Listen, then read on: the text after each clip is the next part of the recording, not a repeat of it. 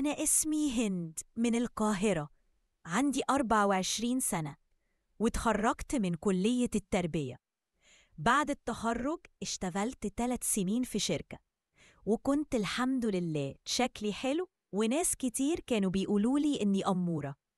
طول فترة الجامعة كان بيجيلي عرسان كتير، بس بابا دايما كان بيرفض ويقول لسه بتكمل تعليمها. وفعلا كملت لحد ما اشتغلت، وهناك في الشركة تعرفت على زميلي عمرو، إنسان محترم وهادي، وتعلقنا ببعض. ولما جه يتقدم لي بابا وافق واتخطبنا، وبعدها ب6 شهور اتجوزنا.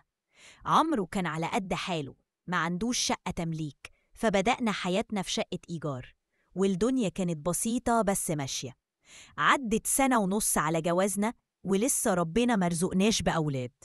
وفي يوم قال لي إنه زهق من الشغل هنا في مصر وعاوز يسافر. أنا اتصدمت، لسه متجوزين وهيسيبني؟ بس هو قال لي البلد بقت صعبة والسفر فرصة.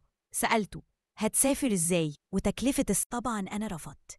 الدهب ده جابهولي بابا، وما كنتش قادرة أفرط فيه، خصوصا وأنا مش مقتنعة إنه يسافر ويسيبني. اتخنقنا جامد وبقى في فجوة بيني وبينه، بس هو كان مصمم وبدأ يجمع الفلوس بأي طريقة، وسافر فعلا بعد شهر. في الأول اختفى، تليفونه مقفول، وأنا كنت بموت من القلق. وبعد حوالي شهر كلمني وقال إنه وصل بخير، وإن الطريق كان صعب لأن المكتب ما طلعش قانوني، وسافروا من خلال ليبيا. الحمد لله على سلامته، بس من وقتها بدأ يفرض عليا حاجات غريبة. قال لي ما تنزليش الشغل، خليكي في البيت وما تقابليش حد.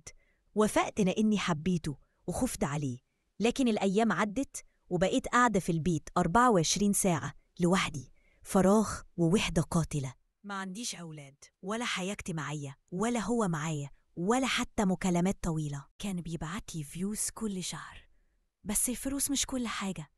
لما كنت بكلمه كان دايما مرهق، وكاننا قليل جدا. حتى بدأنا نتكلم مرة واحدة بس في الأسبوع.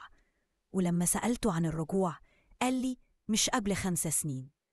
وقتها اتصدمت، أنا لسه صغيرة ولسه عروسة، هعيش إزاي كده؟ بدأت أكتئب، وكنت بروح أقعد مع أمي علشان أهرب من الوحدة. ومع مرور الوقت بقيت أحس بفراغ كبير واحتياج لحد أتكلم معاه، مش عشان خيانة، بس علشان حد يسمعني، حد أحكيله وأفضفض معاه. قررت أفتح حساب جديد على الفيسبوك باسم تاني بعيد عن قرايبي، ودخلت جروبات فيها ناس بتدردش وتتسلى، مش علشان أعمل حاجة غلط، بس علشان أخرج من حالة الكتمة اللي كنت فيها. جات لي رسايل كتير من ناس، أغلبهم كنت برفضهم، بس في رسالة شدتني جدا. صاحبها بيقول لي أنا حاسس بيكي وعارف إنك محتاجة حب واحتواء، واحد يكون أمين معاكي. الكلام دخل قلبي، كنت محتاجة أسمعه. كلمته وعرفت إنه هو اسمه وائل، بيقول لي إنه مهندس وعمره 27 سنة. ما تكلمناش عن تفاصيل كتير، وكنت صريحة معاه وقلت له إني متجوزة وجوزي مسافر وبعيش لوحدي. بدأنا نتكلم كتير، بقيت بستناه كل يوم، وبقي هو اللي بيهون عليا الأيام. كنت بحس إني مش لوحدي، بس مع الوقت حسيت إني بتعلق بيه بطريقة مش طبيعية، وبدأت أحس بالذنب. أنا على ذمة راجل، حتى لو مش موجود، حتى لو مش حاسس بيا. وائل بدأ يطلب نقابل بعض، وكنت مترددة. عمري ما قابلت حد غريب، بس كنت محتاجة حد يكون موجود قدامي. اتفقنا نتقابل في مكان عام، وفعلا حصل.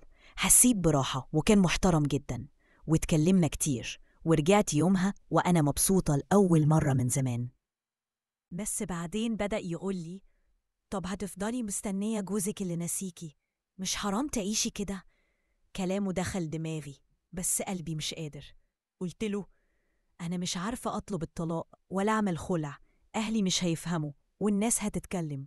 وهو فضل يزن عليا إن اللي بعمله ده ظلم لنفسي، وبدأ يطلب مني أضغط على جوزي وأطلب منه فلوس أكتر، وبقيت محتارة. أنا حالياً بقالنا 5 شهور بنكلم بعض. هو بيقولي إنه نفسه يرتبط بيا رسمياً، وأنا مش عارفة أرد، مش عايزة أخون، ومش قادرة أكمل في الوحدة. أنا محتارة، تايهة بين قلب وعقل، بين إحساس بالذنب واحتياج لحياة طبيعية، بس لحد دلوقتي مش قادرة آخد القرار.